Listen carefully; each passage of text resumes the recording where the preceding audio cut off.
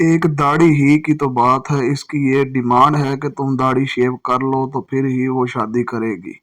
उमर की अम्मी इसके करीब आ बैठी थी। उमर को ये खबर सुनकर धचका सा लगा था। साथ ही दिल पर तकलीफ का एक भारी बोझ आन गिरा। क्या ये सादिया ने कहा? उसे जैसे यकीन नहीं आ रहा था। शादी को सिर्फ एक हफ्ता रह जाने पर मंगेतर की तरफ से ऐसी बात सुनना, और वो भी इस हाल में कि अब दिल में जगह बन चुकी हो, मोहब्बत सी महसूस होने लगी हो। तकलीफ का आलम नाकाबिले यकीन है। हाँ बेटा, मुझे भी यकीन नहीं आ रहा था, इसलिए खुद उससे ही पूछ कर आ रही हूँ। मेरी मानो तो उसकी मान लो, क्या है इसमें, एक दाढ़ी ही की तो बात है। आजकल तो लोग 2 टके की जाब के लिए भी दाढ़ी छोड़ देते हैं, तो तुम्हारा तो पूरी जिंदगी का सवाल है। बेटा इतनी अच्छी लड़की है, पढ़ी लिखी, खूबसूरत, जवान, अच्छा खासा खानदान है, खुद वो डॉक्टर है, और क्या चाहिए। अब जिद ना करना बेटा। सारा साहिबा बेटे को समझाने लगी।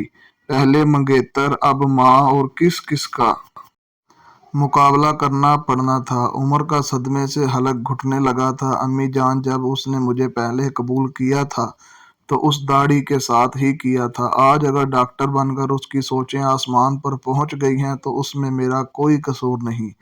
दिल गम से चूर चूर था। एक तरफ दिल है और दूसरी तरफ ईमान। एक जानिब दुनिया कदमों में है और दूसरी जानिब अल्लाह। एक रास्ता दिल पसंद जिंदगी की तरफ जाता है और एक हिजर की तन्हाइयों की तरफ। उमर सुनसान पार्क में बैठा खुद से मुखातिब था।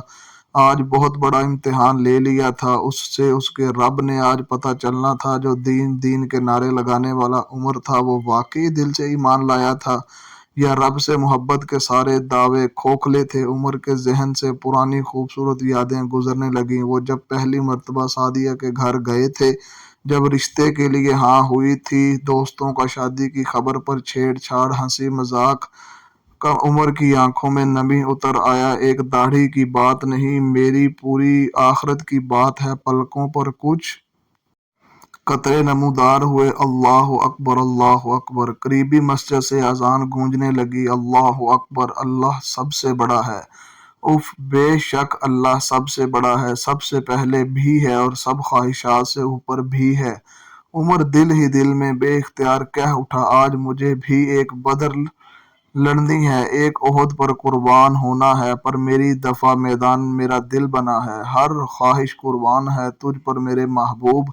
इस दिल पर आज मैं खुद छुरी चला दूंगा। दुख से आवाज रोंद गई कि तुम क्या जानो कि अदाए इब्राहिमी क्या है। रब की रजा की खातिर खुद का दिल दुखा देना। 1 साल बाद आए ना, पहले खाना खा लें प्लीज। आमना मोहब्बत से अपने शोहर से गोया, थैया भी 1 घंटे तक कुछ नहीं कर सकता। आमना आज वाकई बहुत काम है। उमर ने लैपटॉप थोड़ा और करीब करते हुए जवाब दिया, मैंने भी अभी तक कुछ नहीं खाया कि आपके साथ ही खाऊंगी। आमना ने कुछ देर खामोशी से पास बैठने के बाद धीमी आवाज में कहा, क्या? अरे पहले क्यों नहीं बताया? उमर ने सब काम छोड़कर अपना रुख पूरी तरह अपनी बीवी की जानिब फेर लिया। और अब बहुत भूख लग रही है, आमना ने सवाल नजरअंदाज करते हुए दुखी सा मुंह बनाया। हा हा, उमर अपनी हंसी न रोक सका। हैरत है, मैडम को तो 1 मिनट भूख बर्दाश्त नहीं हुआ करती, आज 3 घंटे कैसे गुजार लिए। आमना भी मुस्कुरा दी। लगाऊं फिर खाना? जी जनाब, मलका आलिया भूखी हूँ और हम ख्याल ना करें, ऐसा मुमकिन है भला? उमर शरारतन इससे गोया था। लैपटॉप अब बंद कर चुका था और चार्जर उतार कर वापस रख रहा था। आमना शर्माती आंखों से हंसते हुए किचन की जानिब चल दी। सादिया के ठुकरा देने के मामले को 1 साल बीत चुका था। उमर ने अपनी मंगेतर और सुन्नत की दाढ़ी में से सुन्नत को चुना था। इस फैसले पर वो दुनियादार लोगों की नज़र में बेवकूफ़ तरीन ठहरा था। अपनों हत्ता के वालिदैन तक के ताने और गालियां सुनी थी, और खानदान वालों की बातें अलग। खानदान वाले कितनी बातें बनाएंगे, दाढ़ी जब तक है कोई अच्छा रिश्ता नहीं मिलेगा, तुमने तो जलील कर दिया है बूढ़े माँ बाप को अपनी जिद की खातिर, वगैरह वगैरह जैसी बातें। पूरा 1 साल अकेला ही सुनता रहा, जिसका जो دل میں آیا کہتا رہا، لیکن عمر کا فیصلہ ایک دن کے لیے بھی نہ بدلا۔ ہاں، تکلیف تو بہت ہوتی تھی ایسے رویوں سے، لیکن اللہ کا قرآن اور ذکر ایسی چیزیں تھی جو اس کی ہمت بنی رہی۔ سچ ہے، نماز اور ذکر نہ ہو تو انسان تو پاگل ہی ہو جائے۔ اللہ نے ایسے صبر پر استقامت بھی پھر کمال کی عطا کر دی تھی۔ حقیقی بات ہے کہ وہ رب اپنی خاطر اٹھے انسان کو کبھی مرنے کے لیے اکیلا نہیں چھوڑ دیتا، لیکن اس لیول پر آنے کے لیے پہلا قدم خود اٹھانا پڑتا ہے، ثبوت دینا پڑتا ہے کہ واقعی آپ کے لیے اللہ ہی سب سے زیادہ قیمتی ہے۔ اس کے بعد ڈرپوک سے ڈرپوک ترین انسان کا دل بھی پہاڑ کی طرح مضبوط ہو جاتا ہے، اسے وہ مضبوطی عطا کر دی جاتی ہے جو اس کے قدموں کو رب کے راستے پر جما دیں، اس طرح کہ پھر دنیا کی کتنی بھی سخت ہوائیں چلیں اسے گرا نہیں سکتی، اس راستے سے ہٹا نہیں سکتی۔ لیکن اس راہ پر صرف دکھ، تکلیف اور محرومیاں ہی نہیں ملتی، بلکہ انسان وقتاً فوقتاً انعامات سے بھی نوازا جاتا ہے، جیسے آج عمر کو نوازا گیا تھا۔ عرصے کے گھپ اندھیروں اور طوفانوں کے بعد اس کی کشتی کو ایک کنارے لگا دیا گیا تھا۔ اسے آمنہ جیسی ایمان والی، محبت کرنے والی، شرم و حیا والی ایک پردہ دار خوبصورت بیوی عطا کر دی گئی تھی۔ سعدیہ کو اللہ کے لیے کھو دینے پر اس کو دنیا میں ہی جنت سی دے دی گئی تھی۔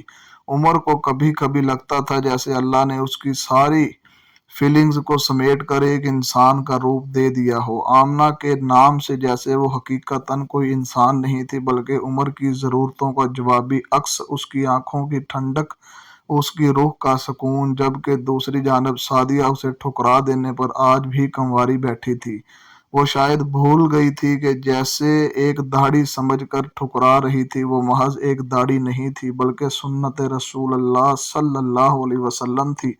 اصل میں توہین اس نے عمر کی نہیں کی تھی، بلکہ اللہ اور اس کے رسول نبی کریم صلی اللہ علیہ وسلم کی تھی، اور یہ کوئی چھوٹا جرم نہیں تھا۔ سعدیہ کی طرح آج کتنے ہی نام نہاد مسلمان داڑھی پر دہ ٹخنوں سے اوپر پانچے اور دین کی دوسری کئی باتوں کے لیے کتنے آرام سے نفرت امیز رویے کا اظہار کرتے رہتے ہیں، ان پر عمل کرنے والوں کا مذاق اڑاتے ہیں، یہ سوچیے بنا کہ ان کا یہ سب کرنا ان کو تباہی کے کس کس گڑھے میں پھینکتا جا رہا ہے، انہیں تباہ و برباد کرتا جا رہا ہے۔ زندگی سے سکون ایسے ہی نہیں چھن گیا، ایسے لوگوں کے، نبی کے، صحابہ کے رستے پہ چل کے دلوں کا سکون ہم نے حاصل کیا ہے۔ لگا ہے نشہ جب سے جنت کا ہم کو، اچاٹ اپنا جی اس جہاں سے ہوا ہے۔ سبحان اللہ، جزاک اللہ۔